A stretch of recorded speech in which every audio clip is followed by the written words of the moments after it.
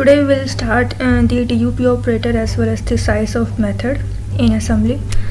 So firstly we have the DUP operator, which is known as the duplicate operator, and it basically assigns or allocates some space for the arrays or strings. Okay, here you can see its syntax, that is name of the array, string array or character array, integer array or character array, then the type of the array, number of times you are going to initialize this DUP operator as it is, and inside the parenthesis we initialize the array elements. Okay, like you can see from example here, this is my name of the array, this is my type, and this 5 means that I am going to initialize this array of one element. This 0 is only a single element of the array 5 times. I am going to initialize my array of 0 element 5 times. Okay, this 0 means what? Only a single element. So this is one element and this is the number of times is 5. So 5 multiply 1 equals 5, which means that I am going to initialize the array of size 5 cross 1 bytes, that is only 5 bytes.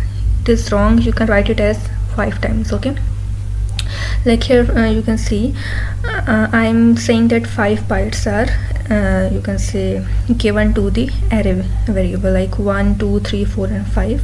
My element, you can see that my element is only 1, but still inside the memory it is written as 5 times. It is initialized 5 times.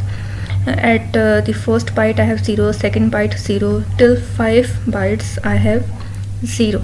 In all the bytes I have 0 elements. It tells me that how many number of times I am going to initialize these elements inside my array.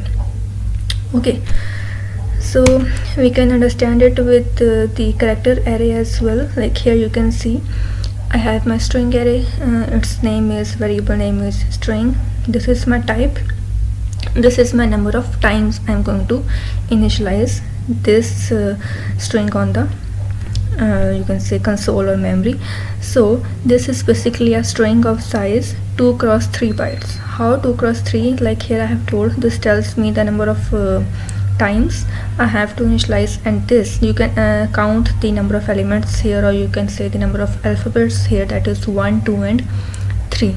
These are total 3 and number of times is 2. So 2 multiplied by 3 gives me 6. It means that I have to, you can say this is the size, the size is 6, which is going to be initialized 2 times, because here it tells us the how many number of times, and it also get multiplied with the total number of elements to get the size. Okay, this is quite important, that how you read this statement to understand its concept. Okay, like here I have 6 bytes, so 1, 2, 3, 4, 5, 6, and in byte 1 I have age, in second byte I have E, in third byte I have Y.